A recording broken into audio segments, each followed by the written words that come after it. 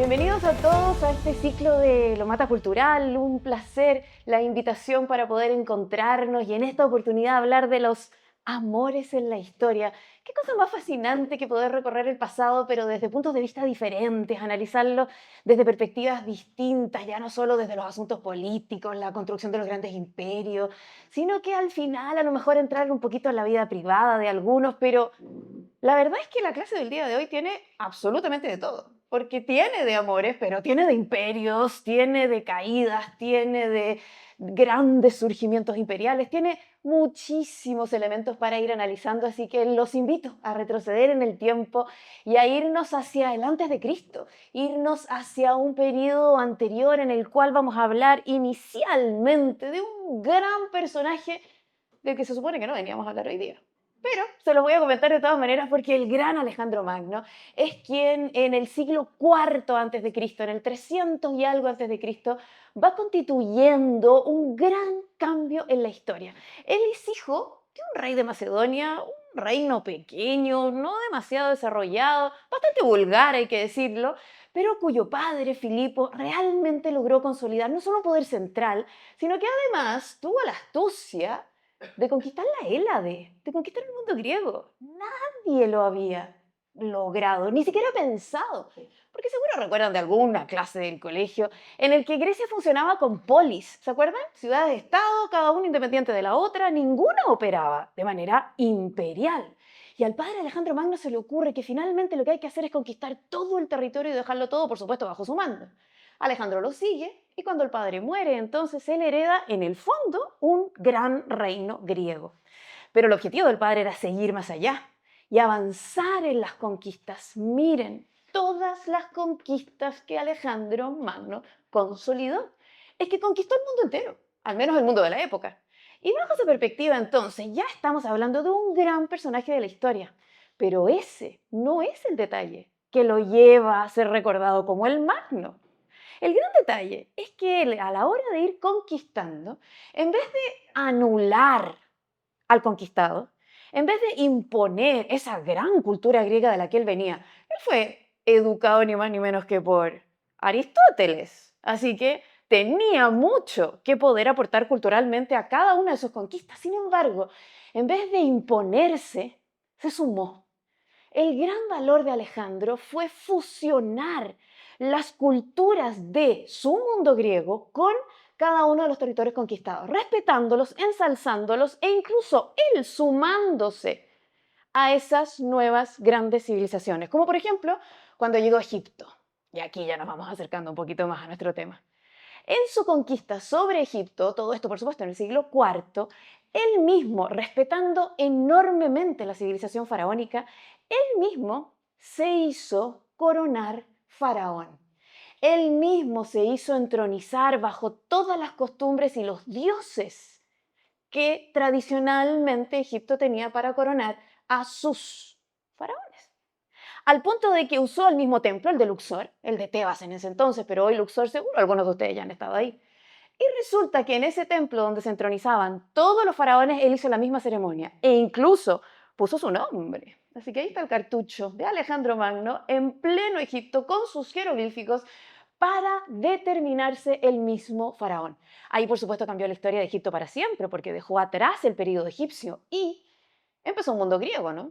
Claro, ya era un heleno quien tomaba el control del territorio y dejaba una nueva herencia que en realidad no iría de la mano de él porque murió muy rápidamente, sino que de uno de sus generales, Ptolomeo. Sí, seguro que le suena. Ptolomeo va a ser quien herede todo este reino egipcio y quien consolide entonces un gobierno sobre Egipto faraónico, pero griego. Y ahí serán 300 años, 3 siglos de Ptolomeos griegos gobernando Egipto con las características faraónicas. En ese contexto, Ptolomeo I será, por supuesto, el general brazo derecho de Alejandro. Pero ya luego Ptolomeo II, III, IV, hasta Ptolomeo XII. Y él va a ser quien en esos 3 siglos de dominio vaya a constituir finalmente ya casi una decadencia. Es que Ptolomeo XII es del año 80 a.C. Es decir, de verdad que ya había pasado muchísimo tiempo en tantas sucesiones griegas y a Ptolomeo XII no le iba tan bien además porque no tenía demasiadas habilidades. Hay que decir que era medio fiestero, que le gustaba mucho la música, pero administrar y gobernar no estaba en sus grandes habilidades. Así que al final su trono medio se debilitaba y con eso Egipto medio desaparecía. Al final, una pequeña astucia pidió ayuda a Roma. Claro, en el Mediterráneo Roma se estaba empoderando. Todavía no era imperio, pero era una gran república, poderosa, extensa, que tenía mucha riqueza, generales muy poderosos. Entonces Ptolomeo XII entiende que una alianza con Roma le va a permitir quedarse todavía en el trono. El punto está en que debe sobornar a Roma, pagarle, para que finalmente lo respalde. Lo logra, pero no tanto. Fíjense que la propia hija mayor de Ptolomeo hizo un golpe de estado en su contra y lo sacó del camino. Claro, bajo esa lógica, vuelve a sobornar a Roma, recupera el trono, ejecuta a su hija y se queda gobernando hasta su muerte, pero con un testamento clarísimo. ¿Quién lo iba a suceder a él en el trono para que el reino de Egipto no sucumbiera? Su siguiente hija, Cleopatra. Así es como vamos a ver llegar a Cleopatra al trono faraónico egipcio. Pero si me han seguido, y eso espero, es griega. Si estamos hablando de 300 años griegos, con características faraónicas dentro de Egipto, pero griego. De hecho, la capital que han usado durante estos 300 años es la capital que fundó el propio Alejandro. Alejandría, por eso tiene su nombre. Y con ello, entonces, en el fondo tenemos que entender que cuando Cleopatra llega al trono, ha heredado un trono, un reino. Egipcio sí, faraónico sí, pero de características griegas. Y además muy debilitado, porque su padre casi no puede sostenerse en el mando. Ella entonces llega al mando, tiene 18 años, tiene que seguir las costumbres egipcias, como todos los griegos lo han hecho, y las costumbres egipcias hacían, por ejemplo, que los faraones se casaran con sus hermanas, para que el linaje se mantuviera impecable. Entonces, en aquel testamento en el cual ella heredaba el trono, lo hacía junto a su hermano menor. Y debía casarse con su hermano menor como todos los faraones siempre lo habían hecho. Ahora, era una unión legal, política, y bajo esa lógica ella toma el mando. Pero al hermano, el pequeño, o la corte que rodeaba al hermano pequeño, o la corte que no le gustaba a una mujer al mando, terminan confabulándose para sacarla. No es normal que en Egipto gobiernen mujeres, ni en la época egipcia, ni menos en la época griega. Entonces, efectivamente, viene una conspiración. Y dos de los hermanos terminan, el pequeño que está casado, entre comillas, con ella, y una hermana mujer a la que no le tocó en el testamento del trono, terminan conspirando para sacar a Cleopatra. Y lo logran. De hecho, la mandan al exilio, se va a lo que hoy día es Siria. Y ahí, en el exilio, Cleopatra, bien astuta, recuerda los sobornos del padre. Obviamente, ¿no? Si al padre le había servido aliarse con Roma para mantenerse en el trono, pues bien, ella haría lo mismo. Así que bajo esa lógica, ella va a representar toda su astucia, toda su educación. Era griega, ningún faraón ptolomeico hablaba el egipcio, ella sí. Se dice que hablaba 8 lenguas. Se dice que sabía de música, historia, política, literatura, matemáticas, medicina, astronomía, ciencias, de todo. Una gran estudiosa, claro, es que era una muy buena admiradora de Alejandro Magno. Ella entendía su ascendencia, entendía desde dónde se desarrollaba y con esa perspectiva entonces se iba efectivamente a preparar de esa manera. Estaba tremendamente educada, distinto a lo que en la época se conocía. Además era bien astuta, manejaba y manipulaba muy bien las situaciones a su favor, caprichosa, impulsiva, apasionada, bien espontánea, pero calculaba y actuaba muy diplomáticamente cuando convenía. Entonces, todas esas características en el momento de la conspiración le fueron muy útiles. Claro, es que justo la conspiración se dio en un momento bien propicio. En Alejandría habían sido asesinados los hijos del cónsul romano. ¿Se imaginan? En el pequeño reino oriental de Egipto habían sido asesinados los hijos del representante de la más poderosa de todo el Mediterráneo. Claramente iba a ser una afrenta. Entonces, en ese contexto, lo que termina sucediendo es que ella, para amigarse con Roma, manda a los supuestos asesinos, a estos egipcios, a Roma, supuestamente, los culpables. Y esa situación enfurece a Egipto. ¿Cómo podían ser enviados ciudadanos egipcios a la autoridad extranjera, a tribunales extranjeros? Y eso altera el orden dentro de Egipto, lo que es aprovechado por los hermanos conspiradores. Así fue como lograron en definitiva usurparle el poder, sacar a Cleopatra y ella terminar en el exilio. Porque las circunstancias políticas permitieron ya dar un pie para que aquello efectivamente resultara en su contexto. Pero tan bella como para suponer o pensar que su habilidad y su belleza la llevarían a convencer al mundo. Parece que no. Era astuta, era inteligente, era... ¿Pero bella? Al menos Plutarco, que es un historiador griego, la verdad que del siglo siguiente, pero al menos bastante contemporáneo, más que nosotros hoy día. Plutarco dice de ella que se pretende que su belleza, considerada en sí misma, no era tan incomparable como para causar asombro y admiración. Pero su trato era tal que resultaba imposible resistirse. Los encantos de su figura, secundados por las gentilezas de su conversación y por todas las gracias que se desprenden de una feliz personalidad, dejaban en la mente un aguijón que penetraba hasta lo más vivo. Poseía una voluptuosidad infinita al hablar y tanta dulzura y armonía en el son de su voz que su lengua era como un instrumento de varias cuerdas que manejaba fácilmente y del que extraía, como bien le convenía, los más delicados matices del lenguaje. Bella, no sé, pero atractivísima, ¿o no? Cualquiera querría algunas de esas características para, en definitiva, poder llamar la atención. Eso era lo que Cleopatra conseguía, la atención. Eso era lo que la hacía una figura tan especial, tan distinta, tan poco común para las autoridades de la antigüedad. Y bajo esa premisa entonces es que estas características van a permitirle entrar en contacto con los grandes. Así es como comenzará nuestro relato a traernos a Cleopatra a uno de los lugares más privilegiados de la historia antigua, porque evidentemente desde el exilio, derrotada, sin trono, escondida, podría haber desaparecido de la historia, al menos como figura, ni siquiera sabríamos de qué estamos hablando. Además hubo muchas Cleopatras, ella es la séptima, así que realmente podríamos ni saber. Sin embargo, su astucia, su belleza al pensar, su voluptuosidad en las palabras y todas aquellas descripciones maravillosas de Plutarco hacen que entre en contacto con esa Roma poderosa, tal como su padre le había manifestado. Ahí es donde se entera que Roma está en Egipto.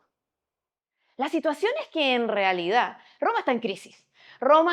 Es una república enorme, todos quieren el poder y en ese momento en Roma está gobernando Pompeyo, justo quien había ayudado al padre.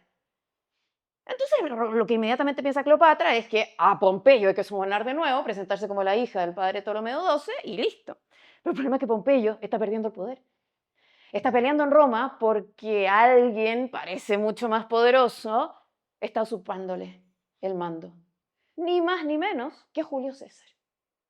Es Julio César quien al final del día triunfa por sobre Pompeyo y por tanto se hace bien difícil que Cleopatra le pida ayuda a Pompeyo se está cayendo. Pompeyo huye porque ya definitivamente Julio César le ganó. ¿A dónde huyó Pompeyo? A Egipto. Él había ayudado a Egipto, había pagado sobornos, había recibido sobornos, había ayudado al padre. Ahora los hijos. Pero los hijos que estaban en el trono eran esos los conspiradores. Y cuando ven a Pompeyo llegar, se enteran que Julio César lo viene persiguiendo y piensan, Pompeyo es mala alianza, ¿no será mejor Julio César el triunfador? Entonces terminan decidiendo matar a Pompeyo y mandarle la cabeza casi como ofrenda a Julio César. Pero Julio César se enfurece. ¿Cómo un egipcio se atreve a matar a un romano? Entonces entra a Alejandría furioso con los hermanos. Y Cleopatra, por supuesto, astuta, aprovecha la situación y le manda un regalo a Julio César, a Alejandría, una alfombra, o eso dice la tradición. Despliegan la alfombra en Alejandría sobre Julio César y ella venía oculta. Había entrado clandestinamente a Alejandría, porque por supuesto estaba en el exilio, pero se estaba presentando frente al romano más poderoso del momento. Por supuesto, Julio César quedó completamente prendado de esta astucia. Y además entiende que es mucho mejor tener a Cleopatra en Egipto que a estos hermanos conspiradores y asesinos de romanos. Así que Julio César decide aliarse a Cleopatra. Quizá por ahí hay algo de amor, también puede ser. El punto es que en esa alianza va a colaborar con Cleopatra para que vuelva al trono. Manda a buscar fuerzas, porque en realidad Julio César venía con un pequeño barco persiguiendo a Pompeyo, no iba a una guerra contra Egipto. Entonces, en realidad, manda a Roma a pedir refuerzos para que vengan y, entre medio, decide que mejor quema los pocos barcos con los que él llegó, porque si no se los va a confiscar Egipto y los hermanos usurpadores y conspiradores se van a quedar con ese material. Así que mejor lo quema. Y ya cuando lleguen los refuerzos, ahí sí que sí hace la guerra. El problema es que las llamas se salieron de control y para muy mala fortuna de nosotros, se quemó la biblioteca de Alejandría. Sin que realmente Julio César lo hubiera pretendido, no era ese el objetivo, pero bueno, Alejandría era una tremenda metrópoli, centro cultural, centro comercial. Claro, la biblioteca y los barcos de los romanos estaban ahí mismo. Así que perdimos esa gran herencia. Hoy día hay otra, así que igual vale la pena recorrer esa región. Pero en definitiva, lo que sí sucedió es que con los refuerzos Julio César sacó a los conspiradores. De hecho, mató al hermano pequeño de Cleopatra. A la hermana conspiradora, fíjense que no. A la hermana conspiradora la tomó presa y se la llevó a Roma para hacerla circular por las vías, las más importantes, y mostrar el tremendo poder de Julio César frente a cualquier enemigo. Y con Cleopatra la devolvió al trono y tuvieron un hijo. Efectivamente, hicieron un recorrido por el reino egipcio, un crucero por el Nilo de varias semanas, y él tuvo que regresar a Roma, obviamente, porque en definitiva había dejado abandonado el mando de la gran y poderosa república. Ella entonces queda en Egipto y tiene al hijo de Julio César. Cesarión lo llamaba ella, el pequeño César. Claro, ante esto, y Julio César ya en Roma, la manda a llamar. La excusa es que van a firmar acuerdos políticos entre la República de Roma y el Reino de Egipto, alianzas de todo tipo. En la práctica, quería conocer a su hijo. Entra a Roma, es recibida con todos los lujos, la instala en un palacio con una corte gigantesca, con Cesarión, conoce al niño y Roma se empieza a poner muy nerviosa, porque Julio César no tenía hijos. Si bien estaba casado, no tenía heredero.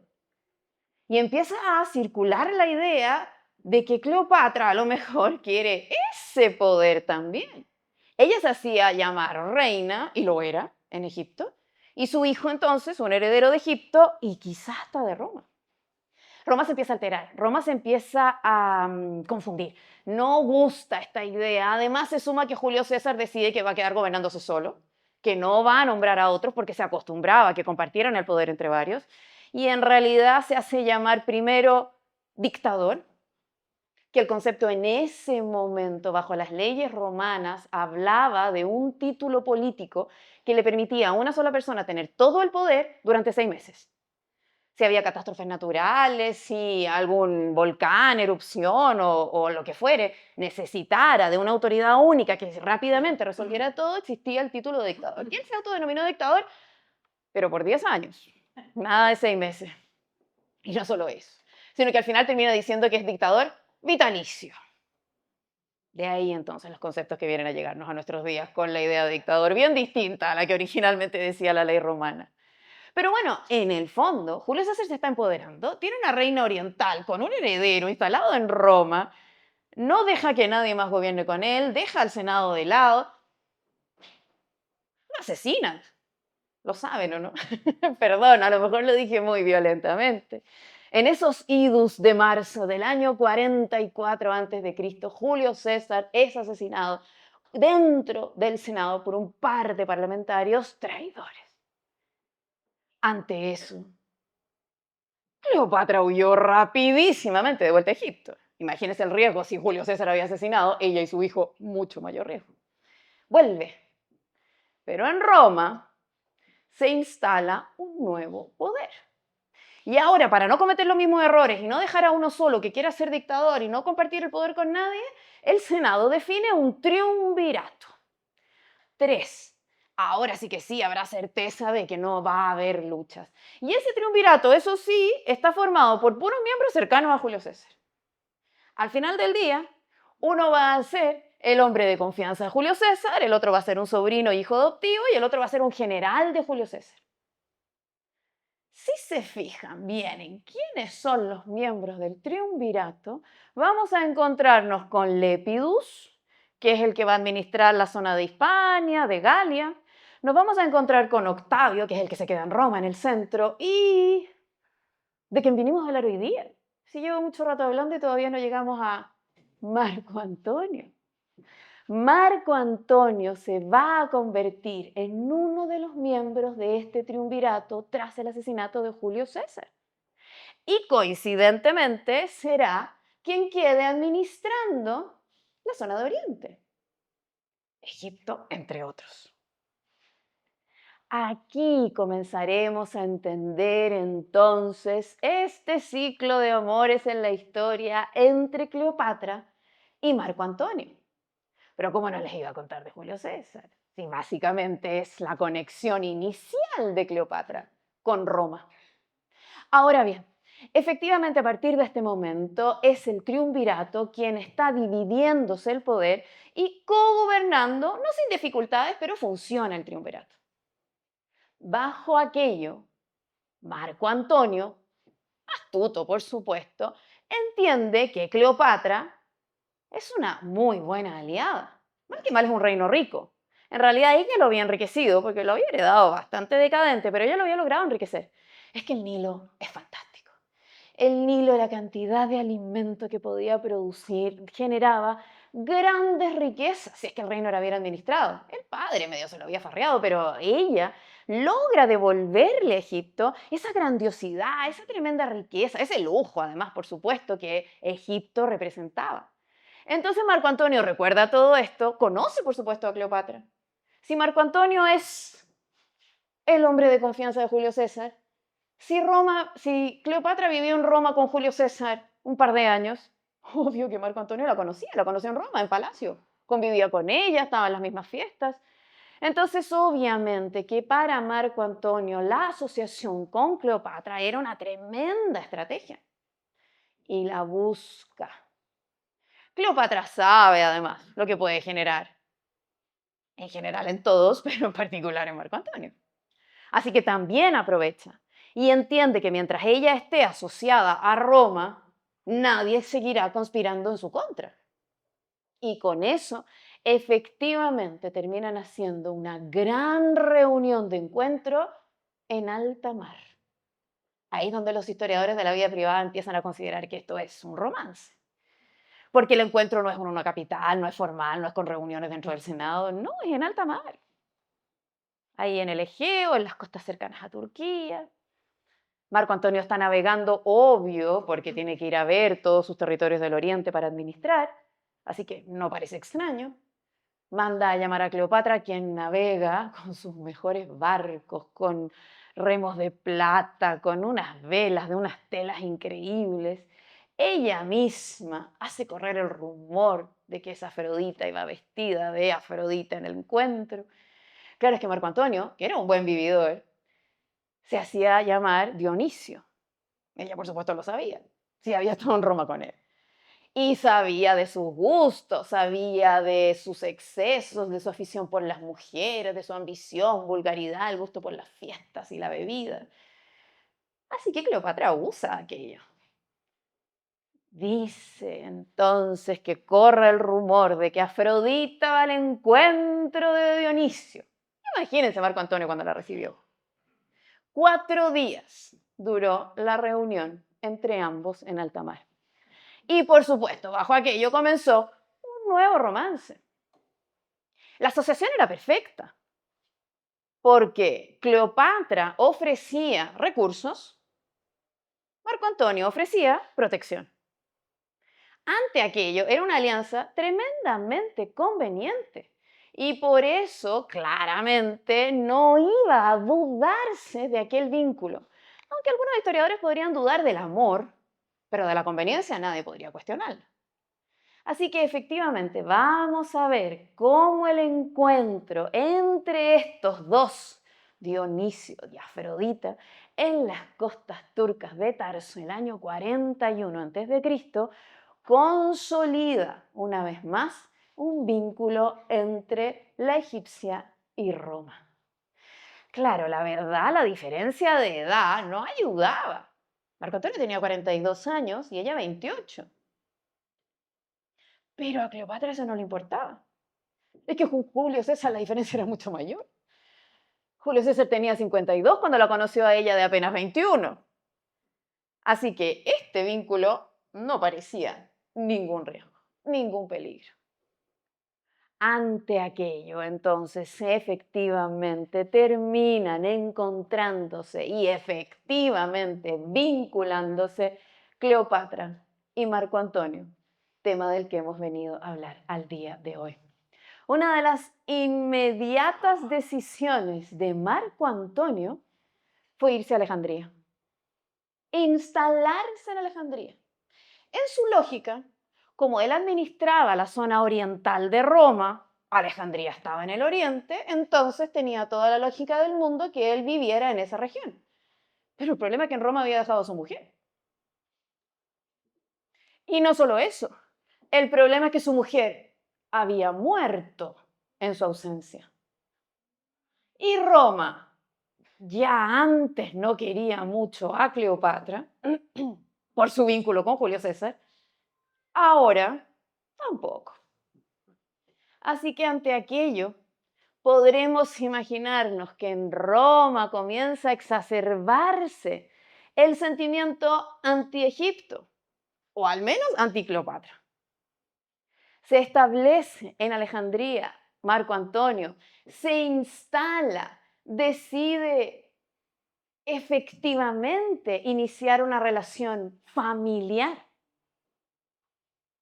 Y al final, al año siguiente, el 40 a.C., debe volver a Roma. Claro, es que la situación administrativamente, recuerden que él es uno de los miembros del triunvirato, tiene que gobernar. La situación se estaba alterando, las fronteras de Roma con el mundo persa se estaban amenazando, los persas eran por supuesto enemigos en ese entonces, y con aquello entonces no le queda otra que volver a Roma y vuelve a suceder que ya en Roma, Cleopatra le informa que han tenido mellizos.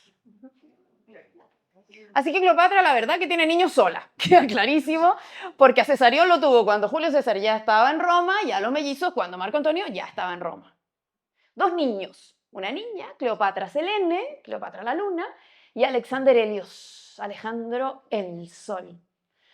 Claro, en la historia del romance, por supuesto, todo se encaminaba muy bien, pero la historia de Roma era fatal.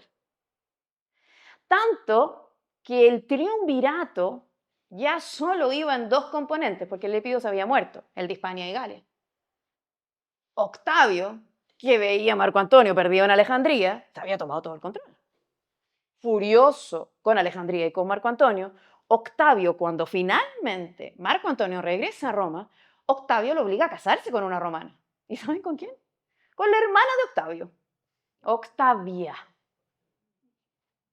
Claro, ahí todo vuelve al orden, Marco Antonio se instala en Roma, gobierna junto a Octavio toda esta tremenda y enorme república, tiene dos hijas con Octavia, son las sobrinas de Octavio, todo en paz, salvo Cleopatra. Está furiosa, por supuesto, pues.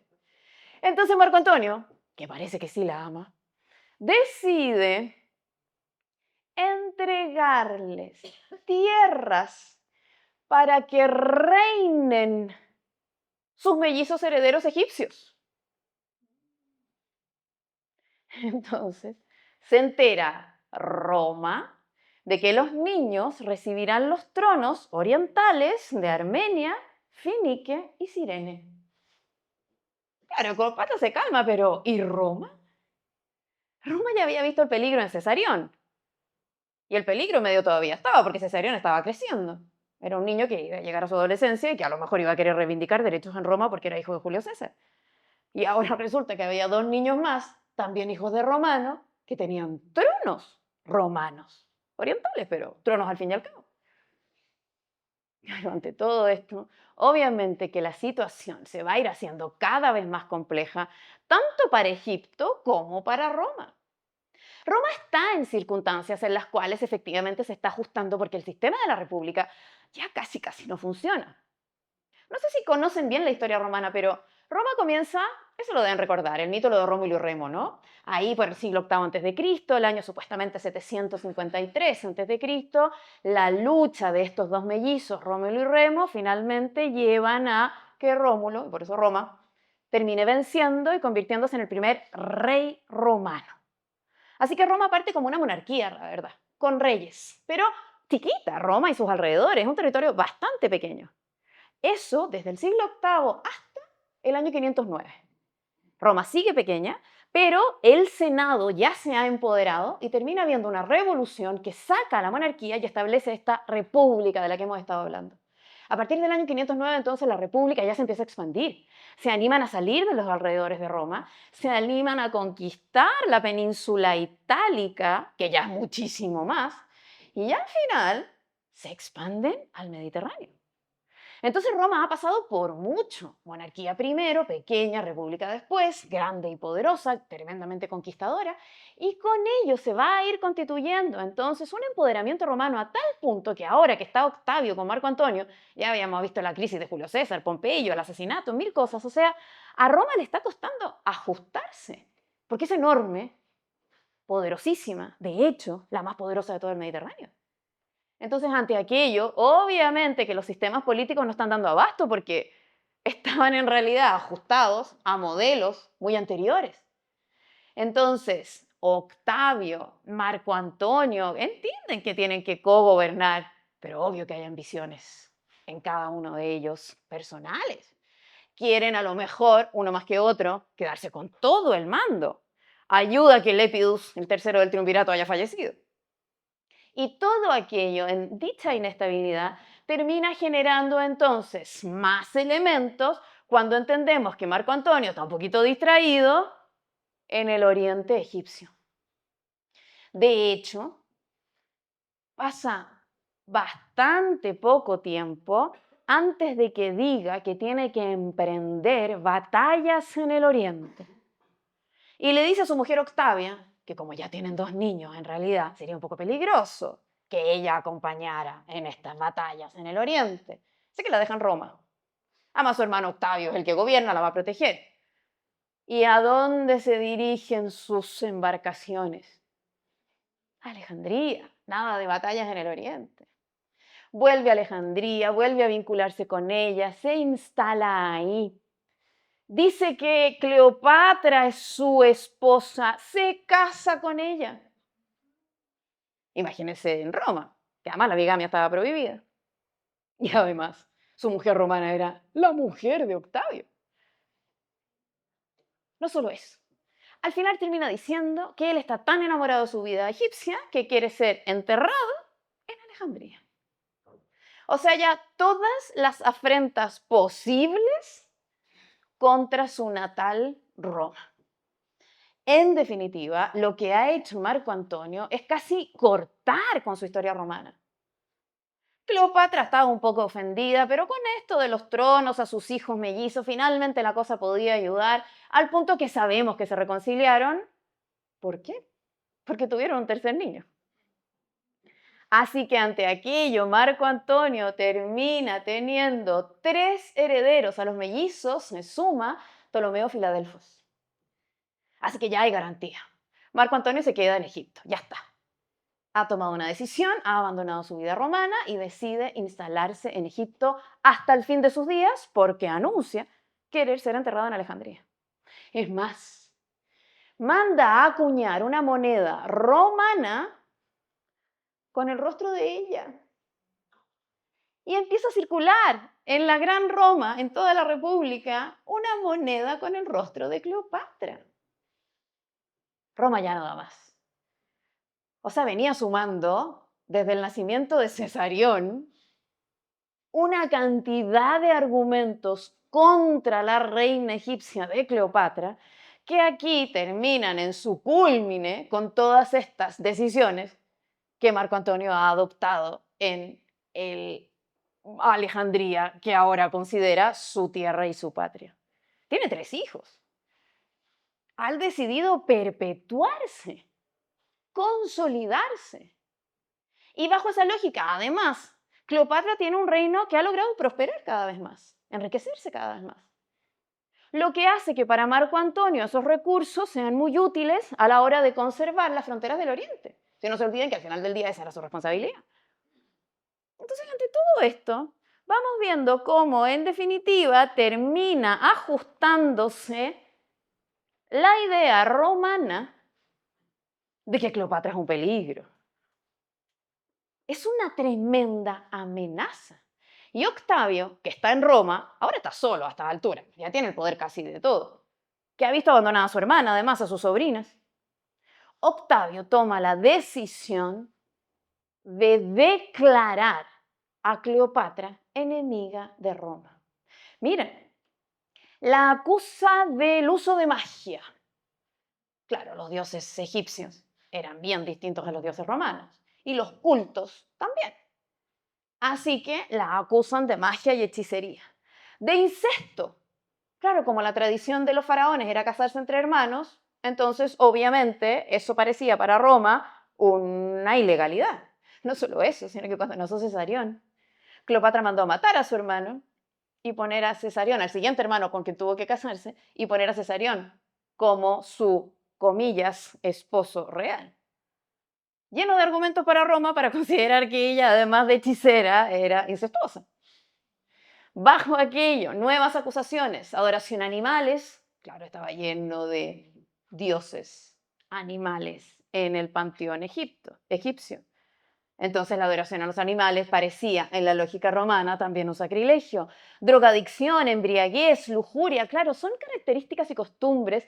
Cuesta entender, todavía nos cuesta, que las civilizaciones, cada una de ellas, tiene sus propias tradiciones, sus propias costumbres, que son altamente reconocidas al interior, pero tremendamente cuestionadas desde el exterior. Cada civilización tiene sus propias tradiciones y le parece que la tradición de la civilización del lado es un delito, un peligro, un pecado, Constantemente estamos evaluando a los otros desde nuestra mirada. Y ahí es donde siempre insistimos, al menos nosotros los historiadores y periodistas, que tenemos que sacarnos ese velo de mirar todo desde nuestra perspectiva y entender al otro actor desde su propia historia, desde su propia tradición y desde sus propias costumbres. En la lógica faraónica, ninguna de estas cosas eran un delito. Pero la mirada romana daba elementos como para considerarla la tremenda amenaza. Hasta que al final le declara la guerra. El año 31 antes de Cristo, Roma, la república liderada por Octavio, le declara la guerra al reino faraónico egipcio, gobernado por Cleopatra. Ante aquello comienzan las luchas. ¿Y quién ayuda a Cleopatra en estas batallas? Por supuesto, Marco Antonio.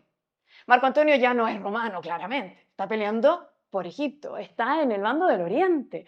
Y esas pugnas hacen que Octavio se empodere aún más dentro de Roma. Tiene aún más elementos para justificar ante el Senado que él es el que se va a quedar gobernando porque Marco Antonio es un traidor, que está peleando contra Roma, apoyando a la incestuosa, hechicera y lujuriosa reina egipcia. El problema para la reina egipcia es que Marco Antonio, perdón, Marco Antonio, no era Julio César.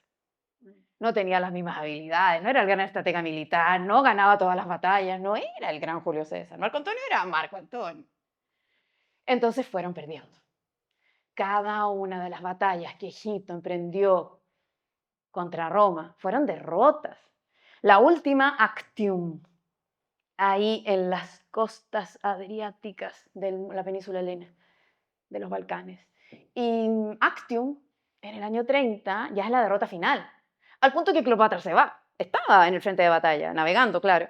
Y Cleopatra se devuelve a Alejandría y como que Marco Antonio trata de resistir frente a los barcos romanos, pero al final es una terrible derrota egipcia. Cleopatra, ya en Alejandría, supuestamente lo que está haciendo es tratar de reunir fuerzas otra vez para ir a una siguiente batalla. No sabía ella. Yo sí, porque ya han pasado 2000 años. No sabía ella que Actium era la última. Entonces regresa a Alejandría, intenta reforzar, conseguir recursos otra vez, más tropas, ejército, armas, etcétera. Y detrás, ya ante la evidente derrota, Marco Antonio la sigue y vuelve a Alejandría para respaldar a Cleopatra y ojalá conseguir nuevos refuerzos. El problema es que Cleopatra estaba escondida. ¿Dónde se había escondido Cleopatra? En un mausoleo. Y cuando Marco Antonio se entera, entendió mal o estaba profundamente enamorado y creyó que Cleopatra había muerto y por eso estaba en el mausoleo. Y él, dice la tradición, desgarrado de amor, toma su propia daga y se quita la vida. Claro, se acabó la batalla, ¿no? Ya no hay Marco Antonio. Ahora está Cleopatra sola. Ante aquello, por supuesto, Octavio se entera y llega a Alejandría, persiguiendo al enemigo. En Alejandría, ¿qué creen que hizo Cleopatra? Trató de seducirlo. Obvio, de convencer ahora a Octavio. Lo había conseguido con Julio César, luego con Marco Antonio, y bueno, quizá Octavio también. Pero no, Octavio tenía clarísimo cuáles eran sus objetivos, entendía perfecto cuál era el trecho que tenía que seguir y bajo aquello entonces comienza a reunir todos los elementos para apresar a Cleopatra. Ella lo intenta seducir, o si no negociar, o intentar de la manera que sea, en definitiva, buscar cómo convencer a Octavio de que no tome el control de Egipto. Pero no hay manera.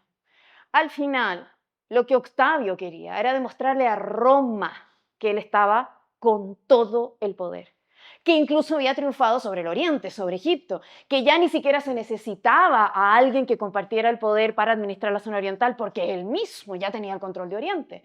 Él quedaba solo. El triunvirato había desaparecido, los otros dos miembros ya habían muerto y Octavio entonces consolidaba su mando. No iba a caer en el error de entrar en alguna negociación o quizá romance con Cleopatra que le quitara ese rol. Por ningún motivo lo iba a aceptar. Así que finalmente la logra apresar, toma por supuesto un montón de riquezas que Alejandría tiene y termina tomando la decisión de llevársela presa a Roma. Cleopatra lo tenía clarísimo. ¿Se acuerdan que por ahí les dije que Julio César se llevó a su hermana presa a Roma cuando sacó a los conspiradores hermanos y mató al hermano hombre, pero a la hermana mujer, si no era su nombre, se la llevó a Roma y la hizo circular ahí encadenada por todas las vías, seguramente la vía Apia también, para mostrar el gran poder de Julio César? Bueno, Cleopatra tenía aquí esa imagen. Si eso habían hecho con su hermana Arsinoe, seguro lo harían con ella también. Pero ella, cuando había estado en Roma, era una reina que vivía en palacio, que tenía una estatua de ella bañada en oro en el templo de Venus de Roma. Bueno, lo había tenido en la época de Julio César. Jamás iba a aceptar llegar engrillada y ser humillada en las vías romanas. Así que, ¿cuál será la decisión de nuestra Cleopatra? Quitarse la vida en Alejandría, nunca llegar a ser vejada en Roma. Se quita la vida y la tradición dice que fue enterrada junto a Marco Antonio. Pero nada de eso se los puedo confirmar.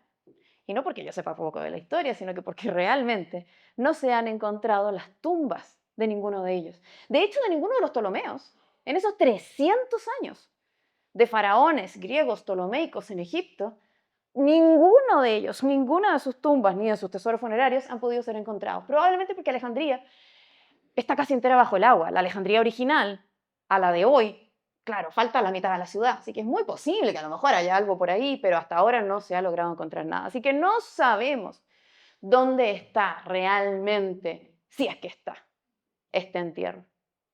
Lo que sí sabemos, solo un poquito, es una pregunta que siempre me hacen cuando ya la clase ha terminado, así que prefiero inmediatamente responderla, ¿qué pasó con los hijos? Al final había 4 romanos ahí, ¿o no?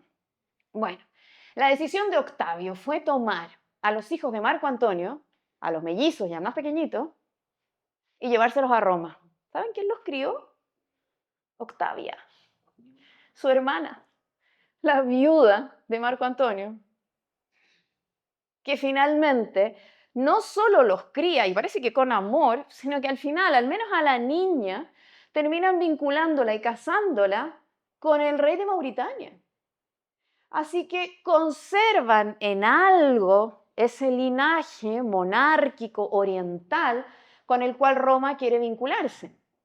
No tanto, porque al final del día, el hijo de ambos, del rey de Mauritania con la hija de Marco Antonio y Cleopatra, el hijo de ambos, convertido en el siguiente rey, va a ser asesinado por Calígula, porque Calígula quiere Mauritania, así que al final no es que dure demasiado el linaje, pero al menos algo hay de estos Ptolomeos y de la herencia de Cleopatra. ¿Qué pasó con Cesarión? Cleopatra tenía clarísimo que Octavio no lo iba a respetar, ya que cuidar a estos tres niños era un tremendo cambio, pero a Cesarión, el tremendo peligro, el heredero de Julio César, parecía muy difícil poder tener o entenderlo. Así que lo hizo con un tutor huir. Tenía que llegar a la India escondiéndose de Octavio, pero el tutor, desafortunadamente para la historia, creyó que era mejor creer en Octavio, quien le ofrecía en Roma el mismo futuro que los demás niños. Ser criado en Roma como un romano, en este caso hijo de Julio César. El tutor creyó que eso sería una mejor vida para Cesarión, aceptó. Octavio tomó al niño y lo asesinó. Así que así termina nuestra historia de romances entre Egipto y Roma, en un contexto en el cual estos herederos que podrían haber sido sucesores ptolomeicos que permitieran a Egipto quizá perpetuarse, continuar y seguir una historia faraónica, ya podemos ver, tras las fatalidades, llegó a su fin. Así que aquí termina no solo nuestra clase del día de hoy, sino que aquí termina también el reino faraónico. Hasta aquí llega esa gran civilización fantástica asentada en torno al río Nilo, ese maravilloso y fértil lugar que permitió durante, escúchenme bien, más de 3000 años ser una de las civilizaciones más grandiosas del Mediterráneo, que nos dejó como legado, ya podríamos reunirnos para hablar de eso. Así de determinante, así de importante es este romance y esta historia de amor en la historia antigua, al punto no solo en que los dejo en la decadencia egipcia, sino que además les abro una ventana maravillosa, porque Octavio, ya solo, ¿no es cierto?, sin ningún otro miembro del triunvirato, Octavio se hace proclamar César Augustus Imperator, comenzando oficialmente entonces con Octavio la era del gran imperio romano. Muchas gracias.